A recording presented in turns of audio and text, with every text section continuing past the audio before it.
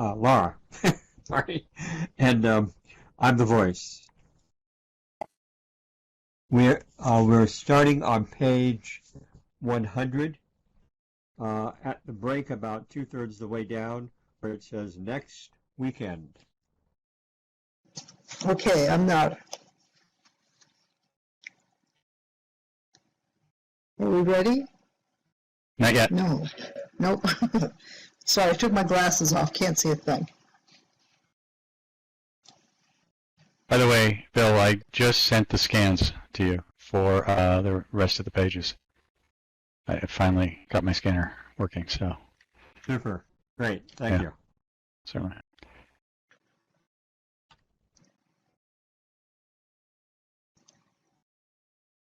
Okay, ready. Thanks.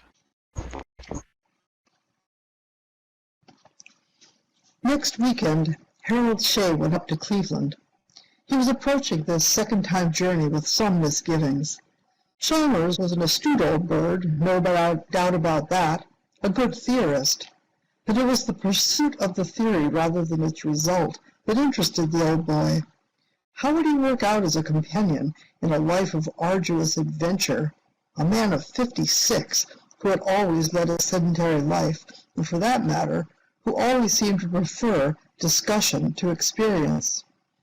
Don't you like to pull out now? Oops. Should the narrator, okay. I have a question. Should the narrator read that? Probably, right? Anyone? Sure. Bill, you have to tell us. Okay. I just want a policy for I'm sorry, I know I'm ruining the flow of this moment, but it's Bill's story. Better now than later. Yeah, sure. So, exactly. So the question is, a lot of the times we have this. Do we have like a clear thing about what we do? It seems like the right thing is to have the narrator read it, but I just wanted confirmation.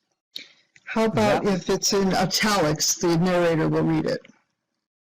Okay. That's good. Okay, thanks. Okay. Well, too late to pull out now, Shea told himself as he entered the shop of the Montrose Costume Company. He asked to see medieval stuff. A clerk, who seemed to think that the word medieval had something to do with pirates, finally produced an assortment of doublets and hose, feathered hats, and floppy boots of thin yellow leather. Shea selected a costume that had once been worn by the leading man in de Koven's Robin Hood. It had no pockets, but a tailor could be found to remedy that. For Chalmers, he bought a similar but plainer outfit with a monkish robe and attached hood. Chalmers was to go as a palmer or pilgrim, a character which both felt would give him some standing. The costume company's assortment of arms and armor proved not only phony but impractical. The chainmail was knitted in woolens dipped in aluminum paint. The plate was sheets of tin can thinness. The swords had neither edge, balance, nor temper.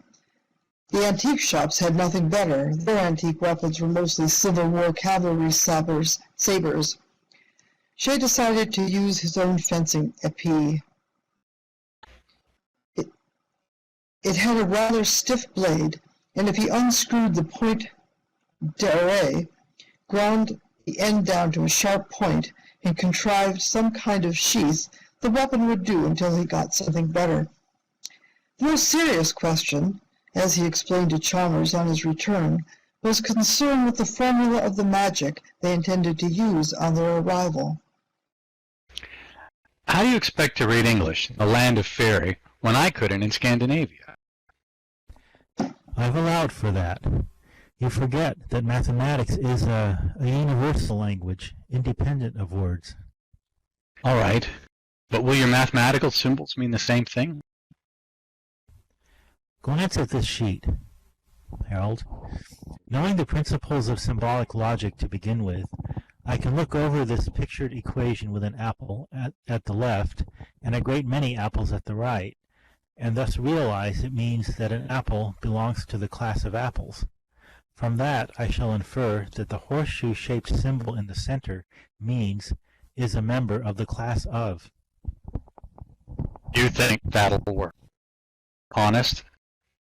But say, how do we know that you and I will land in the same part of the fairy world? Chalmers shrugged.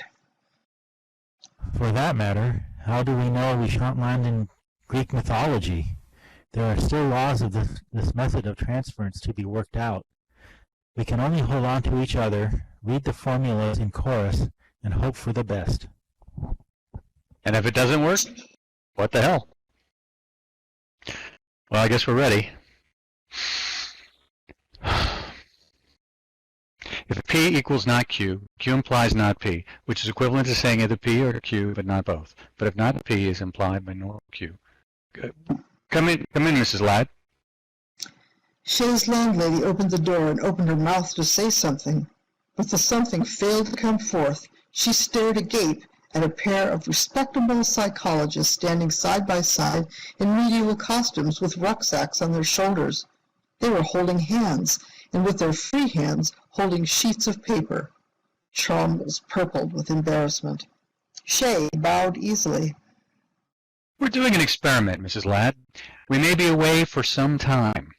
If Mr. Bayard asks for us, let him in and tell him he can look at the papers in the top right-hand drawer. And you might mail this letter. Thanks. He explained to Chalmers. It's to Gert. To tell her not to waste her money by setting Johnson after us. But, Mr. Shay... Please, Mrs. Ladd. You can sit down and watch if you'd like.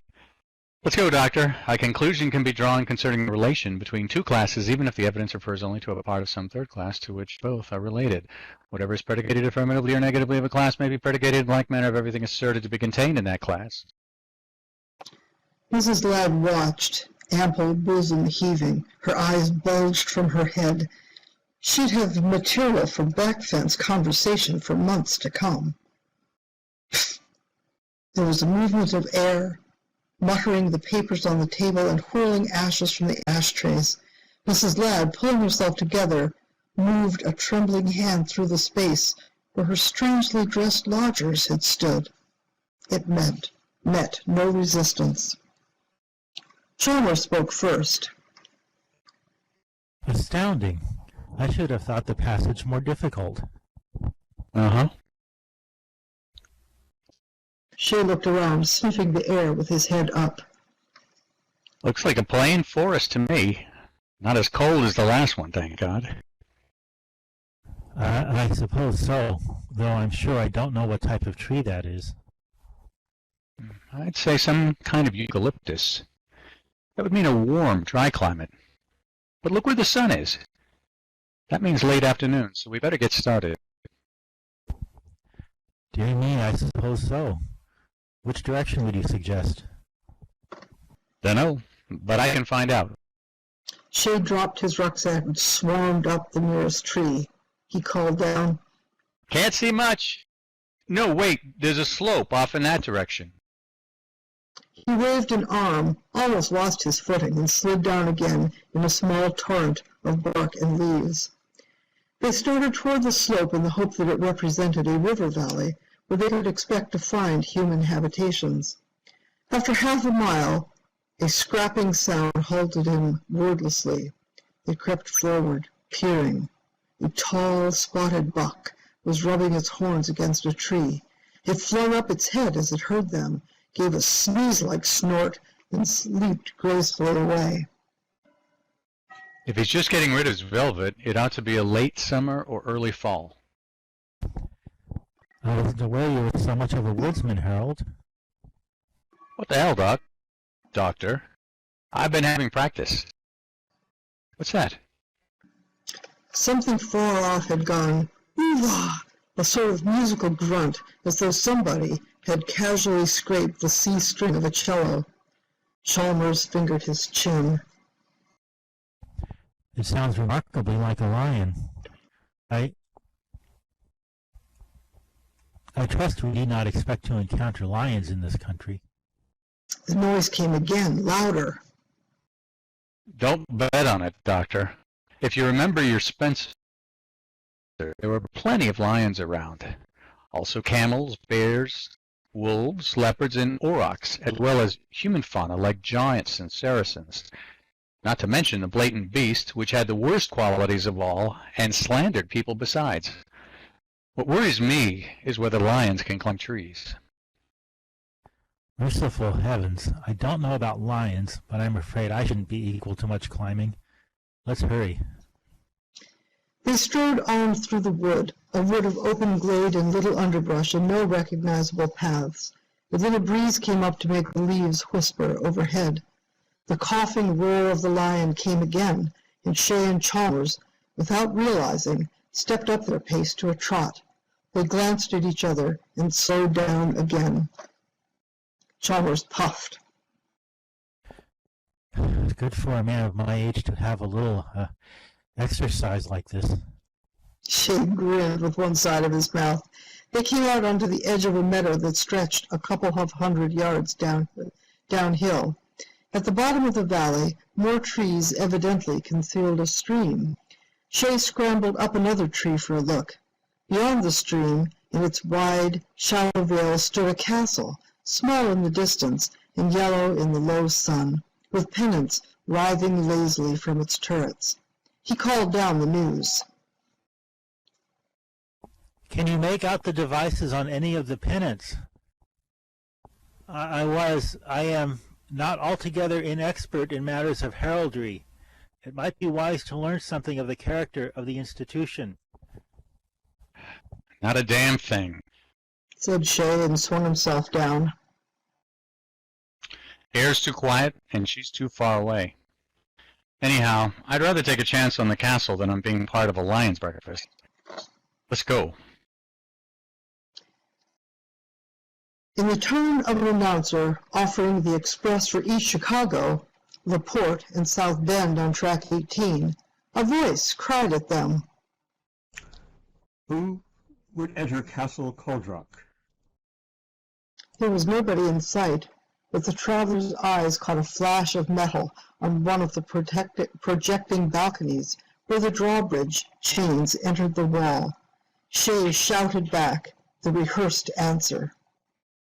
Travelers, to wit, Harold Shay, gentleman and squire, and Reed Chalmers, Palmer. Wonder what they'd say about the gentleman if they knew my father was head bookkeeper of a meat-packing concern. The answer floated back. This is a castle of deeds and ladies. The holy Palmer may enter in the name of God, but no gentleman unless he be accompanied by his fair dame, for such is the custom of this place. Shay and Chalmers looked at each other. The latter was grinning happily.